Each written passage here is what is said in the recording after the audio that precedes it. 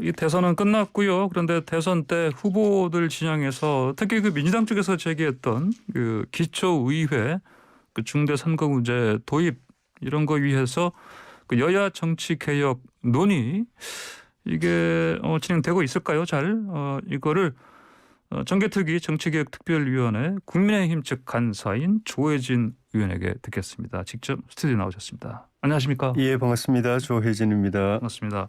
자, 이거 그 정개특위 얘기 좀 여쭤보기 전에 예, 먼저 우리 조혜진 의원님은 뭐 옛날이나 지금이나 예.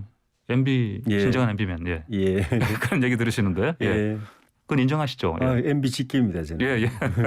자, 그러면 그 오늘 윤석열 당선이 나고 예, 이제 문재인 대통령이 정말 단둘이서만 배석자 없이 만난다고 하는데 예, 기사를 많이 보셨겠습니다만 뭐 그중에 핵심 의제 중에 하나가 이명박 전 대통령 사면 예. 건의한다는 건데 예, 뭐 그 윤석열 당선인 측 대변인도 김은혜 의원도 얘기했으니까 뭐 예, 분명히 얘기를 하겠죠. 예, 예.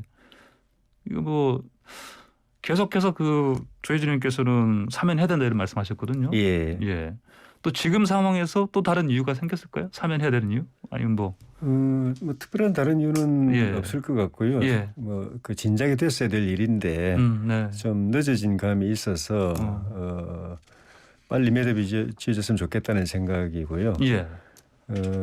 전직 대통령을 두 분이나 이렇게 구속 수감을 시켜둔다는 거는 과거의 역대 대통령의 불행사도 있지만은 네.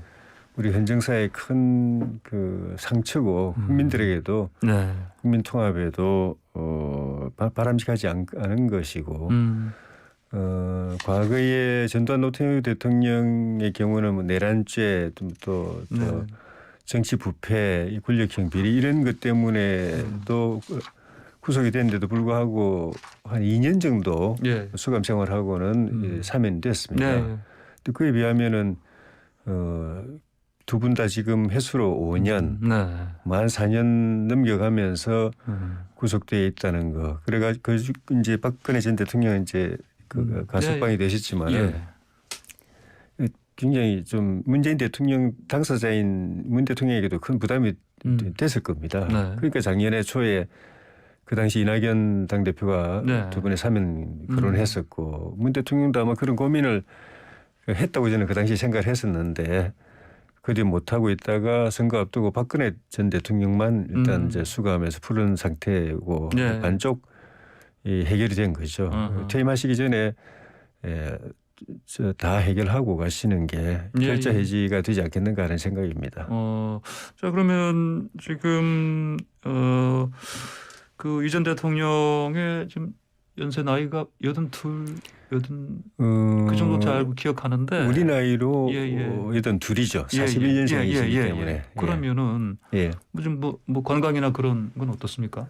안 좋으시죠. 아무래도 이 젊은 사람도 수감 생활을 그 정도 하면은 몸이 피폐해집니다. 육체적으로 정신적으로.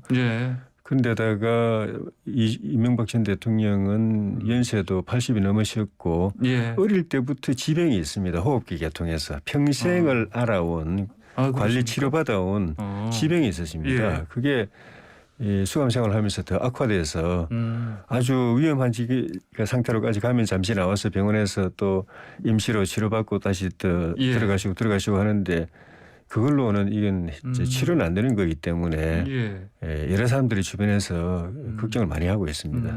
그러면은 엊그제 그 김기현 원내대표도 그런 얘기를 했습니다만 문재인 대통령이 매듭 지어야 한다 이런 얘기를 했거든요. 동의하십니까? 그렇습니다. 어쨌든 간에 이랬든 저랬든 문재인 정부 하에서 두 전직 대통령을 구속 수감시킨 상태고 유례 없이 4년 5년 이렇게 장기 수감을 시키는 상태이기 때문에 새 정부가 들었으면 저는 어차피 이 두 분 다 사면 조치가 있을 걸로 기대를 하는데 그래봐야 뭐 몇 달 차이 안 나겠지만은 문재인 대통령이나 현 정부를 생각한다면은 스스로 풀고 가는 것이 나중에 두고 그런 정치적 힘에서 시달리는 일을 이렇게 그 예방하는 그런 측면도 있기 때문에 예, 스스로 풀고 가시는 게 좋을 것 같다는 생각인 거죠. 예. 자, 이명박 전 대통령 사면 얘기 나온 이후에요. 예. 이거를 그 김경수 전 경남지사도 예. 함께 이게 이제 이른바 패키지로 사면하는 이런 가능성을 제기하는 소리가 많지 않습니까? 예. 어떻게 보십니까? 김 전 지사의 사면 문제도 그 검토는 당연히 할 수 있다고 보지만 지금 말씀하신 것처럼 패키지로 그런 데는 것은 적절하지 않아 보입니다. 이명박 전 대통령의 사면 필요성 여부에 대해서는 그거 자체로서 판단해서 결정하면 되고 김 전 지사 문제도 또 이제 판단해서 가부간 결정하면 되지. 그거를 어떻게 서로 같이 연계시켜 가지고 뭐 거래한다거나 뭐 주고받기식을 한다거나 패키지로 이렇게 다루는 거는 이거는 사면의 본 취지를 훼손시키는 측면도 있기 때문에 각각 따로따로 평가해서 두 경우 다 필요하다고 생각하면 하면 되는 것이지 이쪽을 하니까 이쪽도 같이 이제 뭐 이렇게 묶어서 하자 주고받기식으로 하자 이건 바람직하지 않은 것 같습니다. 그렇군요. 알겠습니다. 자. 요즘 이거 좀 여쭤볼게요. 또 인수위 이제 핵심 그 포스트는 다 이제 거의 이제 정해지는 상황인데 또 언론에서는 분석하기를요. 많은 분들이 다 뭐 MB 정부 출신들 특히 외교 쪽 보면은 그래서 친이계 인사들이 이제 많이 포진돼 있는 걸 분석을 하고 있는데 사실 뭐 아까 말씀하신 것처럼 직계 MB맨 말씀하신. 조혜진 의원께서는 지금 뭐 인수위라든지 이쪽에 뭐 들어가서 활동하실 생각이라든지 뭐 제안 받으신 거 없어요? 아직까지? 생각이야 그 새 정부가 성공하는데 어디서든 어떤 역할이든 적극적으로 하고 싶고 또 해야 될 입장이죠. 그런데 정식으로 아직 제안을 받은 건 없습니다. 아 그렇습니까? 그렇군요. 저 또 하나 그 지방선거가 이제 6월 1일인데요. 이 관련해서도 또 조혜진 의원님이 뭐 경남지사 출마하느냐 뭐 이런 얘기도 많이 나오는데 그런 권하는 의견도 있고 또 그 의사를 물어보는 쪽도 있는데 저희 지역에는 저보다 앞서서 선거를 준비해온 선배들이나 또 후배들이 많이 계십니다. 그래서 뒤늦게 제가 거기에 뛰어드는 거는 그분들에 대한 예의가 아닌 것 같고. 아, 그렇습니다. 그런데 이제 상황이 저 같은 사람이 나가야 되는 상황이 돼서 뭐 이를테면 공천에 고민을 해야 될 상황 되면은 그때는 한번 좀 생각해 볼 수 있겠죠. 그런데 그것도 어차피 앞으로 한 보름에서 한 달 사이에 결정되겠죠. 그리고 그것도 있고요. 또 뭐 저 입각하는 부분요. 그것도 좀 제안 받으실 가능성이 높은데 제가 보기에. 아이고 그렇습니까? 뭐 아까도 말씀드렸지만 어떤 국회에서든 정부에서든 어디에든 우리 윤석열 새 정부가 성공하는 것에 저의 앞으로 5년 헌신하겠다는 각오는 확실하기 때문에 어떤 역할이든지 주어지면 최선을 다할 텐데 지금 말씀하신 그런 부분도 공식적으로는 제안받은 건 없습니다. 그러세요?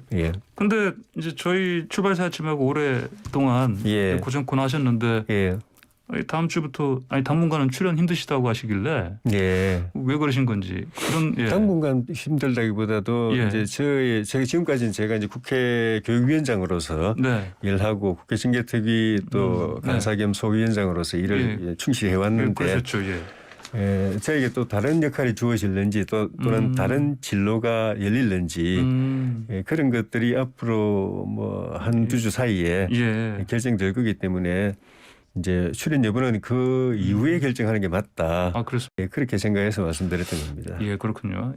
뭔가 새로운 일이 생길 것 같은데요. 알겠습니다. 자, 그리고 좀 이건 총론적으로요. 지방선거 6월 1일 지방선거가 대선에 이어서 국민의힘 측의 입장에서는 뭐 이것도 필승해야 된다. 이런 입장 아닙니까? 맞습니다. 왜 그렇습니까? 우리가 대선에서 이기긴 했지만은 냉정하게 보면은 우리가 인수인계 받는 거는 청와대밖에 없습니다. 청와대하고 행정부밖에 없고 국회는 2024년까지 앞으로 2년 동안 여전히 민주당이 이제 그 주도권을 잡고 있는 것이고 이제는 뭐 여소야대라고 하죠. 또 지방 권력도 마찬가지고요. 지난 4년 전 선거에서 민주당이 거의 싹쓸이 하다시피 해서 지방 권력이 다 저쪽에 가 있고 네. 나머지 뭐 사법부나 검찰, 경찰 이런 사정기관들 기타 여러 기관들도 이제 지난 5년 동안에 현 정부에 의해서 이제 거의 장악이 되어 있는 상태라고 보여지는데 네.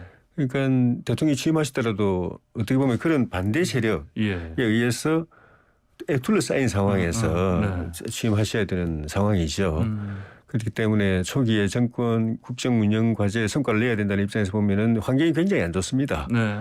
그런 측면에서 그런 국정 동력을 확보하는 차원에서 제일 먼저 이제 대두되는 게 이제 6월 1일 지방선거에서 지방 권력과 중앙 권력의 어떤 일치를 가져오는 그러려면 우리가 또 이겨야 되고 근데 이번 선거에서 보이지만은 정권 교체 민심이 압도적인데도 불구하고 우리 당이 여러 가지 면에서 서툴러 가지고 확실한 승리를 내지 못했지 않습니까? 아슬아슬하게 이겼지 않습니까? 그래서 지방선거도 정권 교체 민심은 그대로 유지가 되고 또 우리가 대선에서 이기고 집권했다는 점이 도움은 되겠지만은 결코 승리를 장담할 수가 없고 이번 이 대선에 이 박빙의 승부를 좀 자성하고 그 교훈 삼아 가지고 확실하게 제대로 선거를 치르지 않으면은 새 정부가 계속 좀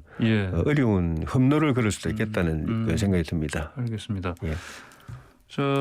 뭐 정개특위 국민의힘 간사시니까 이거 여쭤봐도 되겠습니다. 그 기초의원 뭐 3인 이상 뽑는 그 중대선거구제 도입. 이거 일단 민주당 쪽에서 꺼낸 거 아니겠습니까? 이거 논의는 어떻게 돼갑니까? 원래는 그 정의당이 요청을 했던 겁니다. 맨 처음에 정의당. 민주당은 아무런 요구가 없었고 그리고 정의당도 이게 현실적으로 쉽지 않다는 걸 알기 때문에 그 소관 상임위원 소위원장인 저한테 논의라도 해달라라는 수준의 이제 요청을 해왔었는데 아시는 것처럼 대선 며칠 앞두고 민주당에서 정의당이나 국민의당하고 이제 이 연합을 염두에 두고 어떤 이제 매개로 지렛대로 이걸 이제 던졌죠. 언론에서는 일단 그 부분이 민주당이 한 걸로 부각이 됐습니다. 그렇게 던졌는데 확실히 할 의사가 있는지도 좀 의문이지만 선거가 끝났기 때문에 어떻게 의사를 가지고 있는지도 좀 확인해 봐야 되겠지만은 할 의사가 있다 하더라도 이게 그 기초 풀뿌리 정치의 원리하고 안 맞습니다. 안 맞습니까? 그게? 그러니까 중앙 정치는 뭐 다당제를 한다든지 이런 그 포석으로 중대선거구제라는 게 의미가 있지만은 기초의원은 그 광역의원보다도 기초의원은 특히 지방의회 자체가 풀뿌리 정치지만은 그중에서 기초의원은 주민 밀착형 정치입니다. 그래서 그 기초원 한 명 한 명이 담당할 수 있는 정도의 소지역을 선거구로 이렇게 분할해 가지고 거기에 주민들과 그 민생에 집중할 수 있도록 해줬는데 중대선거구제로 하게 되면은 이게 확 넓어집니다. 일단 구역은 넓어지고 그리고 그래가지고 광역의원 한 명 뽑는 거하고 지역구가 같아집니다. 지금은 광역의원 한 명 뽑는 선거구에 기초의원은 여러 명 쪼개서 이제 하기 때문에 기초의원 한 명이 담당하는 그 구역이 제한적이거든요. 중대선거구제로 하면은 광역의원 선거구하고 기초의원 선거구가 같아집니다. 그러니까 수는 늘어나지만 어쨌든 커버해야 되는 그 지역은 똑같은 거죠. 늘어나는 거죠. 그러니까 넓어지는 거죠. 지금도 사실은 2명 뽑고 3명 뽑는 그 지역도 그 기초의원이 그 전체 지역을 관리한다는 게 현실적으로 어려워가지고 실제로 주민들 삶을 돌보는 데는 한계가 있고 그 겨우 이제 이름 알리고 얼굴 보여주고 뭐 이렇게 하는 게 급급한 상황인데 이걸 더 넓혀버리면은 기초의원이 주민들의 실생활을 이렇게 그 돌보고 그 소통 역할을 하고 대변한다는 역할이 그냥 거의 없어졌다고 봐야 됩니다. 그리고 이제 광역의원하고 기초의원하고 별도로 두는 취지도 없어져 버리는 거고 지역구 같아져 버리니까. 그렇게 할 것 같으면 차라리 기초의원을 없애고 광역의원을 정수를 늘려가지고 그걸 중대선거구로 한다면 그건 뭐 생각해 볼 수 있는데 기초의원을 중대선거구로 한다는 건 이거는 도저히 원리상 맞지 않는 거죠. 그렇습니까? 그러면 주호진 의원님의 그 판단에 민주당 쪽에서도 또 공감하는 게 있습니까? 아니면은 이게 말씀하신 것처럼 처음에 정의당에서 제안한 거기 때문에 그건 당연히 기초의회에서도 그 제3정당들 예. 그 존재감 목소리를 높여보고자 하는 거 아니겠습니까? 사실. 예. 근데 민주당에서 아까 말씀하신 것처럼 대선 전에 이건 얘기를 했기 예. 때문에 예. 진정성이 좀 떨어진다 보시는 것 같고. 예. 그럼 이거 어쨌든 간에 빨리 이거를 그 정해야 되지 않습니까? 이거? 예. 예. 어떻게? 원래는 예. 저희 정개특위 의제가 아닙니다. 예. 저희 정개특위가 출범할 때는 작년 말에 출범할 때 여야 원내대표가 예. 의제를 딱 한정해 놨습니다. 뭐든지 다 논의할 수 있다가 아니고 예. 그 광역의원 정수 헌법 불합치 결정이 난 광역의원 정수하고 예. 선거구 획정 예. 그거를 핵심으로 하고 예.